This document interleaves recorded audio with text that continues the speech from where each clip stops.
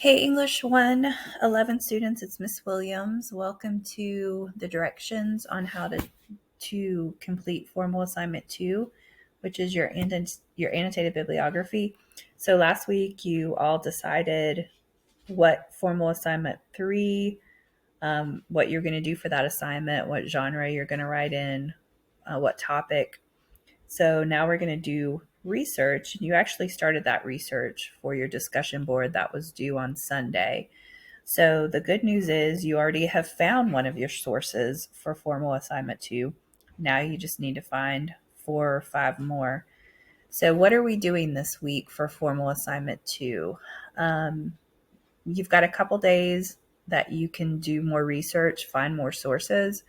So again, whatever source that you found for the discussion board assignment on Sunday, you can use that on your annotated bibliography. So that can be one of your 5 to 6 sources. So the good news is you've already found one of your sources. Now you just need to find 4 or 5 more. So you need a total of 5 to 6 sources. You actually read those articles. And remember, as you're reading, summarize them. So just jot down your bullet points for each source as you're reading. And then you're going to take those bullet points just like you did to summarize your article for your Sunday discussion board. You're going to go through that same process. You won't put the bullet points on your annotated bibliography, but we'll talk about that in a minute. And then you're going to actually, take all your summary paragraphs, take the MLA citations for each of your sources, put those on a document, and that's going to become your annotated bibliography. So you will have a partner that you've got assigned this week, and you will post your rough draft of your annotated bibliography. I would say by as early as Wednesday if you've gotten it done, and just give your partner the respect and the time to be able to look over your annotated bibliography and give you feedback. If you post it at 11:57 on Friday, don't expect them to give you any feedback. And that discussion board for peer review will close at 11:59 on Friday. So make sure you post maybe Wednesday or Thursday at the latest. Email them. You guys can look, if you don't know your partner's email address, just start typing it into a new email. It should auto load since they're a Gaston student. Their Gaston email will be in there. Email them and tell them that you've posted and that you're ready for them to give you feedback, or email them and ask them when they're going to post, right? You don't want, whether they post or not, it's not going to impact your grade, but it's not fair, if they post again, like I said earlier, it's not fair if they post at 10 o'clock, 10:30 on Friday, and you have no idea that their paper's there because it's so late. And I don't expect you, to look at it at that time anyway, but this is all about learning how to communicate, learning how to communicate with your partner as a part of these peer review assignments. So just email them, So you guys should get peer review done by 11:59 on Friday. And then based on your partner's feedback, revise your annotated bibliography and just make sure you submit your final draft into the link with this week's assignments by Sunday at 11:59. So that is the plan for the week. Now, how do you format your annotated bibliography? So the thing about an annotated bibliography is it's not really, a 5 or 6 page paper by any means, but if you've got a solid paragraph, with 5 to 6 sentences at least for each of your sources, then it will be a couple pages long. But I look at every period, every, quotation mark, whether things are italicized that are supposed to be italicized, whether, periods are inside quotation marks, all that kind of stuff I look at because that's what MLA is all about. So make sure that you're not sloppy with your citations. look at Purdue Out MLA, look at the student examples and what I, listen to what I tell you in this video as we look at some of those student examples, and do not use a citation maker. Do I want things to be easy in life? Yes. We all take shortcuts when we can. Citation makers do not work well for MLA. MLA is not really something that you're going to write in a lot if you go to college one day.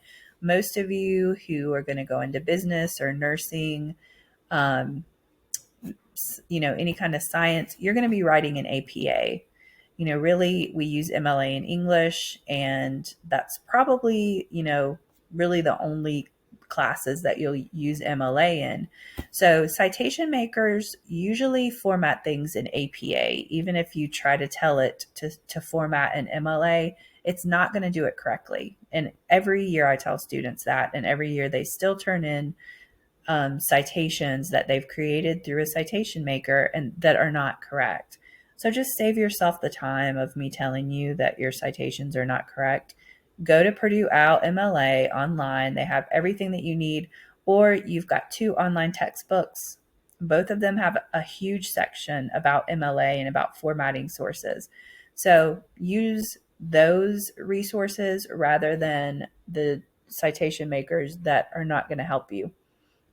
Remember your basic MLA formatting for your annotated bibliography: Times New Roman 12-point font. Everything, including your header, should be double spaced. You need that 4-line header up in the left corner. You won't have a title for this since it's not a paper, but your title is just going to be Annotated Bibliography, which is centered right above your first citation. You don't bold Annotated Bibliography. You don't italicize it. You don't put it in 24-point font, which some of you like to do. It should be Times New Roman 12-point font, nothing special. It's not bolded, not underlined. And then you'll have all of your sources with the summary paragraphs in alphabetical order by whatever the first letter is in that citation. All right, so here's an example of what the top of your annotated bibliography will look like. You've got your name, this class, and this was actually, I guess, one of my students from when I taught high school English, but obviously you guys will have English 111, my name, and then the due date of your annotated bibliography, which is Sunday. So whatever Sunday's date is this week. You have got your author's last name first. So whatever their last name, that first letter, that's how you're going to alphabetize. If you don't have an author, then your article title is going to go first. So then you would use that letter. But just make sure that your sources are on your annotated bibliography in alphabetical order. So you have your citation, and this is actually a book or a short story in a book, which I doubt most of you would have. You're probably going to more or less have articles from online publications. So the same thing, though, you would have the author first. And if you've got multiple authors, look that up on Purdue OWL. There is a specific way on how to do that. So make sure that you look at Purdue OWL. There's a comma here, period here. If this was an article, the article title, just like this, all letters are capitalized except articles like B, A, whatever. The article title is in quotation marks with the period inside quotation marks. And then if this was an article from an online publication, this would be the name of the publication. For example, if it's Science Digest Weekly, then the Science Digest Weekly, all letters are capitalized, first letters, and then it would be italicized. So the website, the publication name, those are typically italicized in MLA. And then you would probably have a date that article was published, and you might have page numbers. So that would look a little bit different than this source, since this, like I said, this is a short story from a book.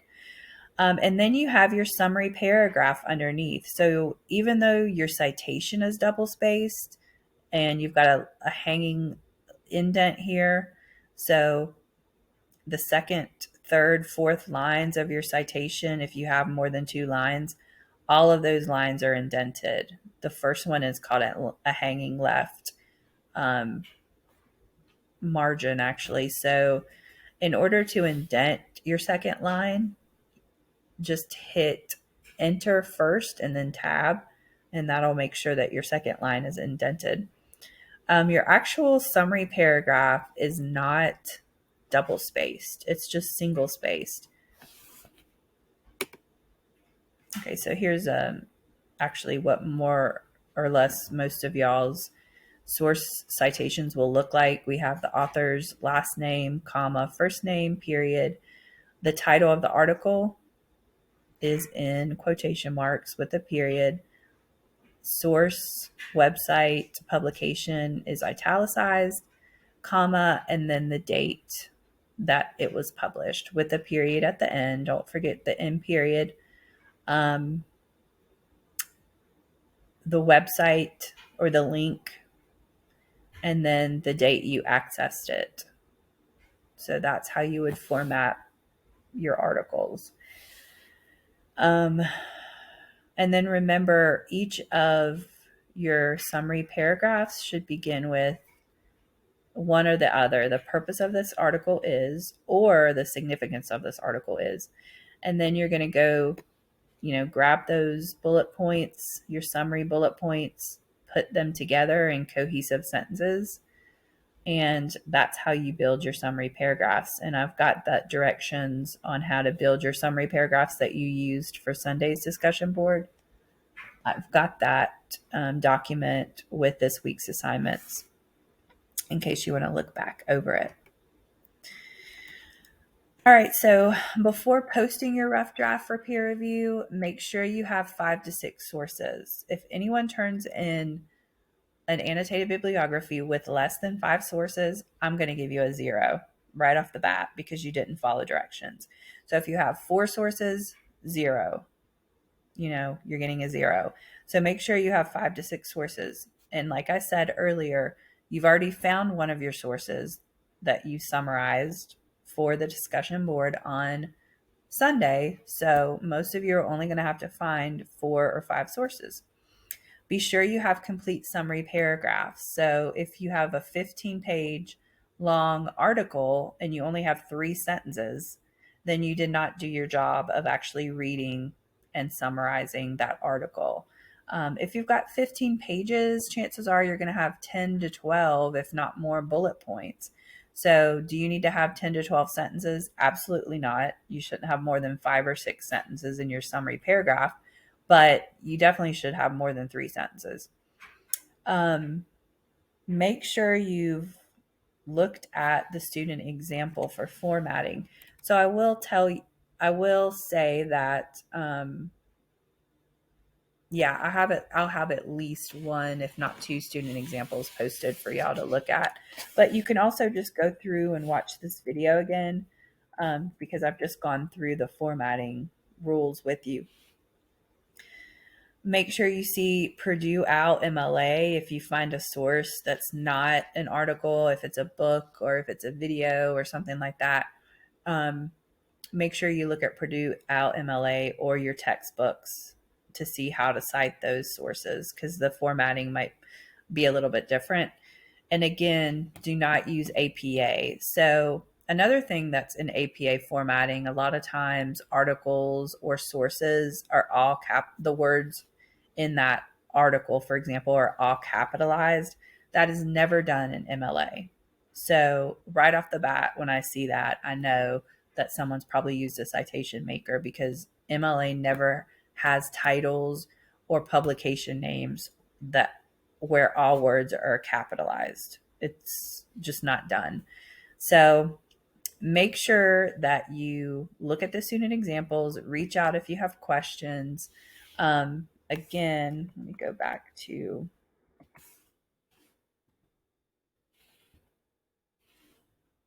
this page. Make sure you know when things are due. Work with your partner. You know, the thing with doing peer review is some of you are not going to have a reliable partner. They don't do their work, and, maybe their grade's not so great. I try to switch it up each time we have a formal assignment so you're not stuck with the same person. But if your partner doesn't give you feedback, but you posted on time, reach out to a friend, reach out to me. I'll be glad to look at your rough draft for you. Um, but, you know, make sure you communicate with your partner. Tell them when you've posted, send them a quick email them to ask them when you're going to post. If you email me and tell me my partner hasn't posted the rough draft, all I'm going to do is forward your email to that person and say, look, your partner's asking you a question. So talk to them, communicate with them, email them. You guys are not kids anymore. You're taking a college class. So a part of that is just being able to communicate with one another. So I think I've covered pretty much everything. Again, this summarizing, how to summarize directions, I will have this posted again with this week's assignments for you to look at. But if you have any questions or need me for anything, please reach out. I'll be